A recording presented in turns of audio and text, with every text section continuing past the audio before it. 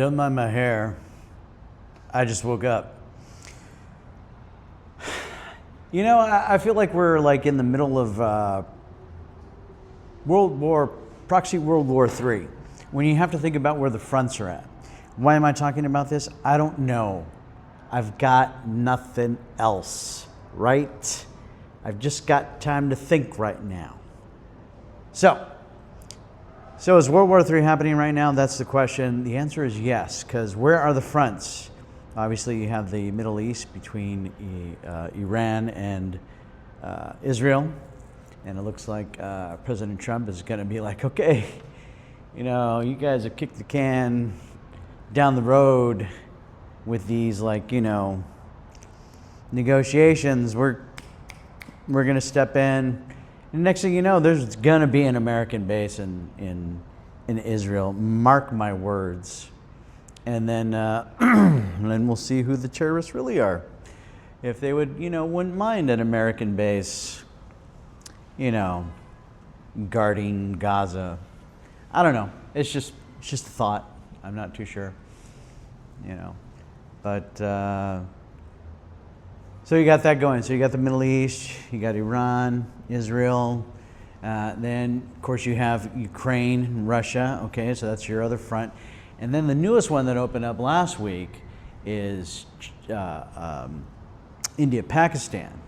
And that right there is, okay, so you got the, so these are the three American fronts, right?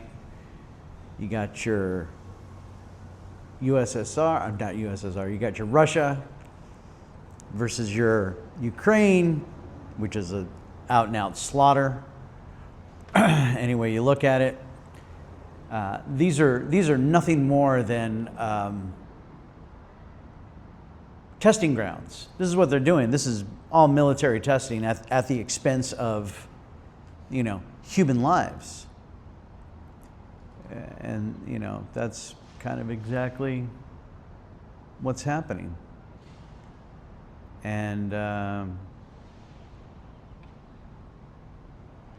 it's sad. You know, I think there's over 1 million Ukrainian men who have died senseless, you know, needlessly. You know, and that's terrible. And now Russia and you know, and India's withholding water from Pakistan. You know, it's going to take and Pakistan's biggest backer is China, so they do a lot of trade.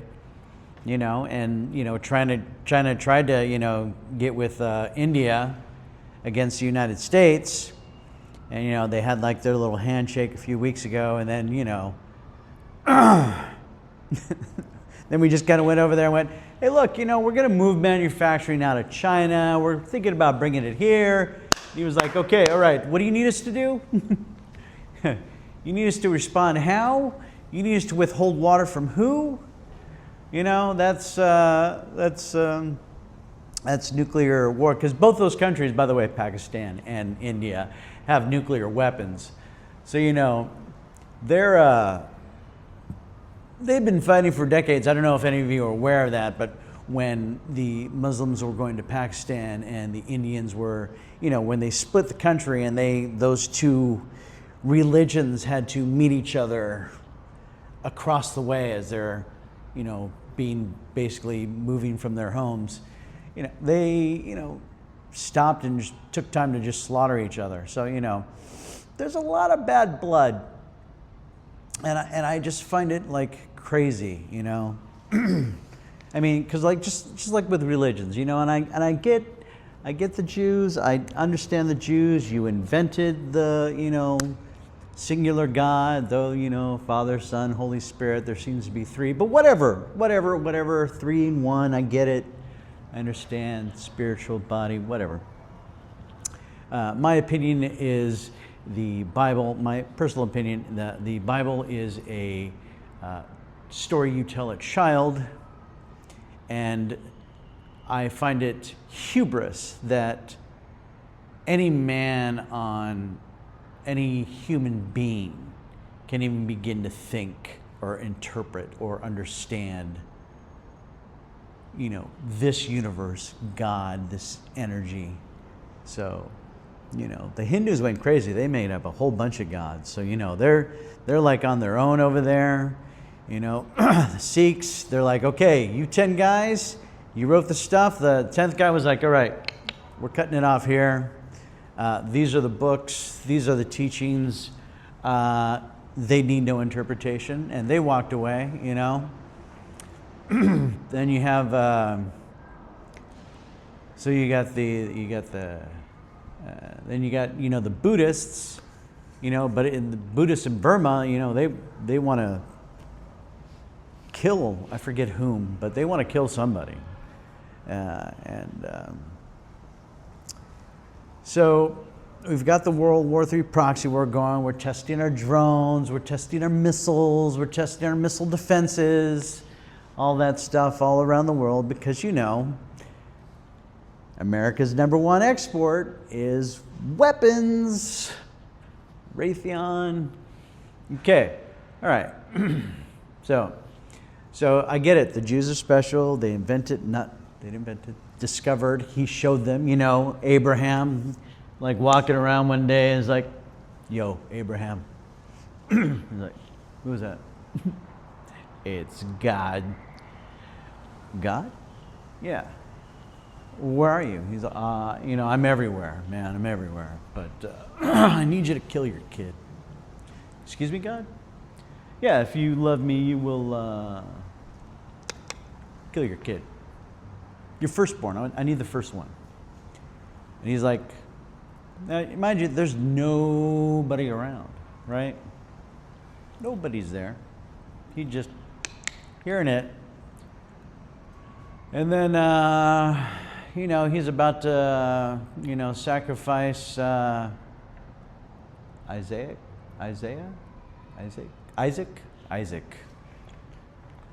And then he sees a lamb. He's like, God's like, oh yeah, okay, don't kill your kid. Don't kill your kid.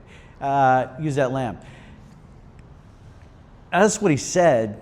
I don't know how true that is. It's very astonishing, but that doesn't mean that I don't believe in God. In fact, I am wholeheartedly think that we didn't have a discussion. He just kind of laid it all out to me one night. It was after a bit of a sesh, so there was a lot of emotion, and I don't know. Anyway, that's beside the point.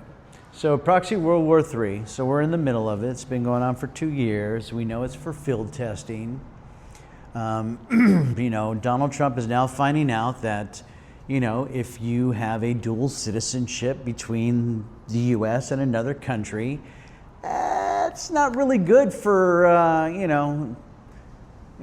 it's not really good for, the country you're serving. You're not serving the other country, but you're letting the other country know what this country is doing. So that's not good. I'm glad, the eyes have been wide open. I think everybody's known that for a while, but they just, needed them to fuck up really bad to, and, so now Israel's not looking good because Trump's like, okay, Houthi, we don't care. You don't kill American ships. I'm working on it. You don't kill American ships. That's fine. Go ahead and take care of the Israels. I don't care what you do to Israel. So he brokered a deal with them. So he was like, really? You're going to stop bombing? Down.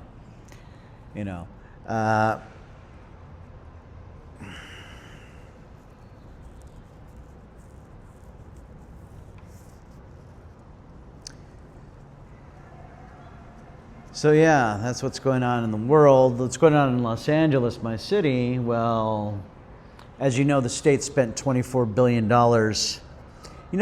This is what I don't understand.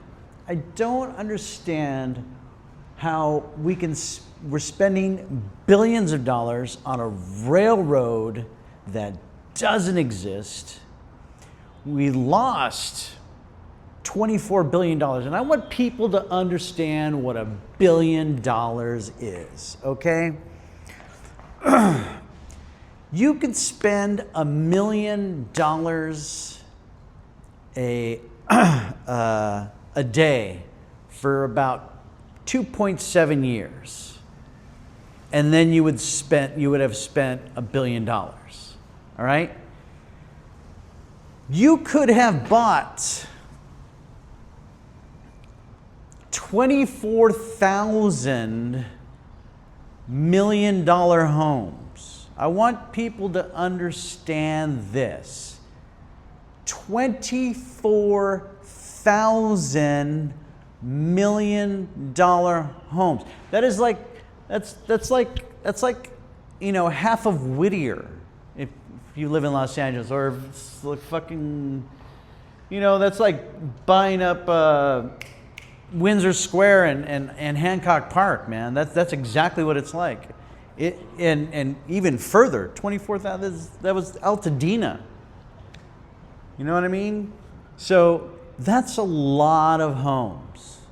That's a lot of money for me to walk outside my door and have homeless people to walk over, as there is a nursery school across the street, and there is a church, and God bless that church. They bring showers and, you know, feed them, and they can wash their clothes. Great. They have a food pantry. They're doing their bit. They're doing all they can, and that's just the money going from their parishioners. They're doing a better job than what our state and city government is. And I don't understand why people see the word Democrat and think we want that the other side, the Republican, wants to destroy. Nobody wants to destroy everything. Everybody wants to prosper, all right? You're not prospering when you don't know where $24 billion of your state's monies went. You don't prosper when you give out $30 billion of government money to people overseas who are not Americans. That's insanity. Complete, utter insanity.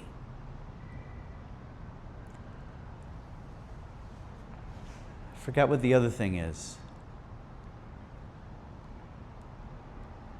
I'm going to think of it. You know, Gavin is like, why does he have a podcast? Can somebody explain to me why the governor of California has a podcast?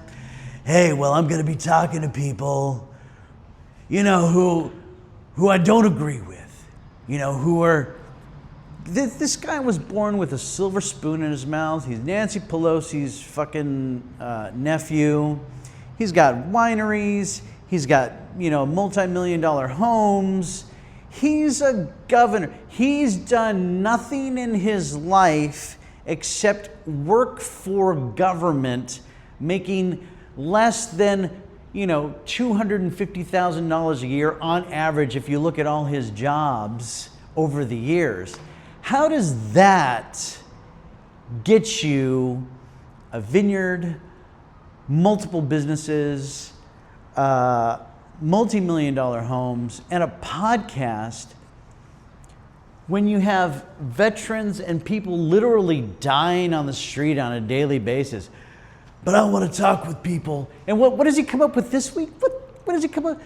Hey, we should all pass an ordinance through all the cities that overnight camping and day camping is illegal.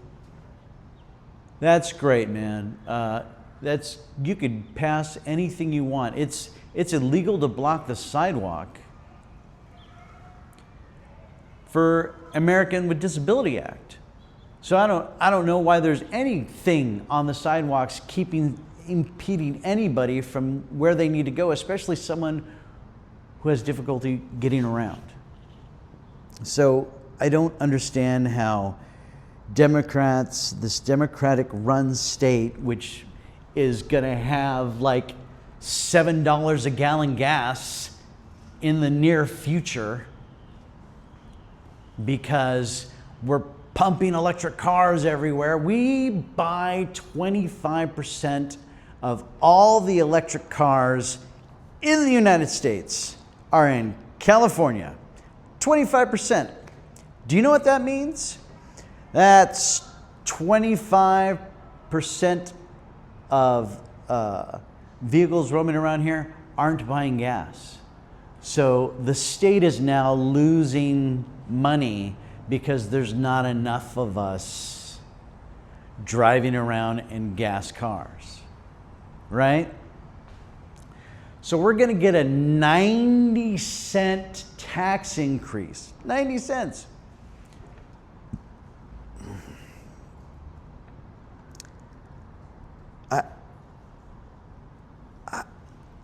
Who's the state for? I mean, seriously, who's it for? It's slow cleanup in Palisades. It's people are getting looted. They're looting in Altadena. I don't understand. I don't understand. You can't even get onto PCH unless you have some sort of pass. But Altadena's wide open. Why is that? Why is Karen Bass going to start charging people, fining people for not cleaning up their mess? She's making it difficult for independent contractors to get out there and really clean this place up. They hassle with police. They hassle with, looking through your stuff, making you stop until it's all finished because they want to give it to all their buddies. Look, I was a solid Democrat my whole life. I really was. Actually, I voted for Ross Perot. Voted for Ross Perot. Voted for Kanye. I'll admit that. Voted for Kanye. Because he was vice president. So I'm like, he's smart enough to know he can't be president. So I'm like, I'll vote for that guy. I didn't know he was going to go, that's a guy who's had his mind effed with. And, now he's just got like no filter. I bet you anything if you had just had like a regular conversation with him without cameras, he'd probably be normal as fuck. And then the cameras come on, he's like, I'm going to say something crazy. How did I get into that? I don't know. I'm a white guy. I don't even know any of his songs, except the one that he did, Gold Digger. Well, and he did play, when I worked at E! Entertainment, he did play at our company holiday party. And so did Felix the House Cat. Yeah. So that's it. That's the end of the Jesus Podcast. Like, share, subscribe. I only need like 50 people. I think I have like 47. So I only need 3 people. I'm going to do this on my social. I only need 3 people so I can go live, so I can stop doing this. I prefer going live. I prefer just like pressing the button, going, and it's like linked up, and I don't want to do anything about it because I'm a lazy entertainer. I really am. I just wanted to give and go. By the way, isn't it beautiful today? I mean, you can't tell because of the camera, but it is a brownish kind of day. It's not because of my glasses. Like if you were at Griffith Park right now, you would be able to see the layer of smog above the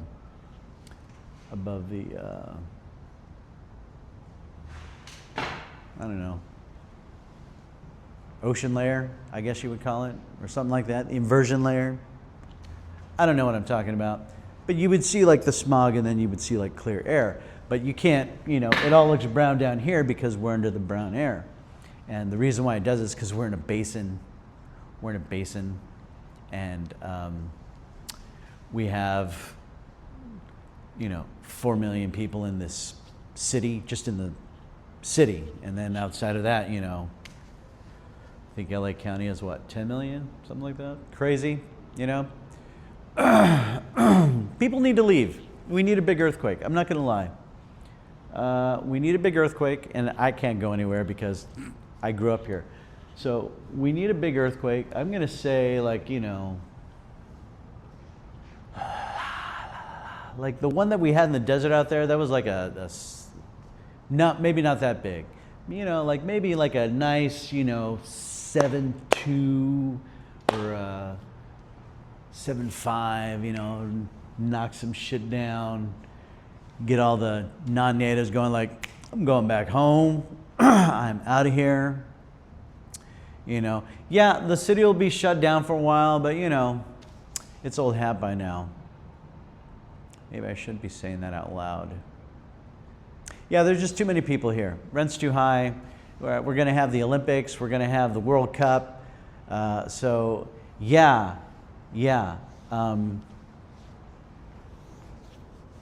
We need the extra room because there's a lot of buildings. There's a ton of apartments. They're getting ready for like the rush, and I guarantee you, the people who are going to be able to afford to stay here are going to stay here. Visas will be overstayed, but we won't care because they've got money. And, you know, personally, if you really want my opinion, I'm going to tell you my opinion. Like, my grandfather was from Mexico. He worked on the Santa Fe Railroad. He met my grandmother during World War II, and in Needles, California, and the rest is history. You know, he chose to stay here. You know, he became a U.S. citizen. He became a union guy. You know, but you know, just remember, an influx of poor individuals depresses wages of everybody, drains resources of everybody. And it doesn't matter how you stick it, when you have a large influx of people, you can't just absorb it. It's not possible. Consequences. That's why LA is $1 billion down. We need to stop voting because there's a D in front of the name, and listen to what other people are saying. My taxes should not be this high. I should not be getting a 90-cent tax on my gas because of the amount of electric vehicles. I shouldn't be taxed by how many miles I drive. You know, that's a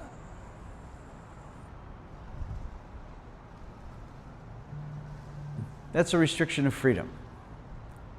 And maybe there's a lawyer out there, but if I'm not mistaken, under the rule of Citizens United, money is equal to speech, right? Money is free speech, if I'm not mistaken. That's why we have so much money in politics right now. Not that there hasn't always been, but you know, bribery's now out in the open and legal. My point is, shouldn't we as citizens be allowed, now that money is free speech, withhold our money from the government as a form of free speech protest?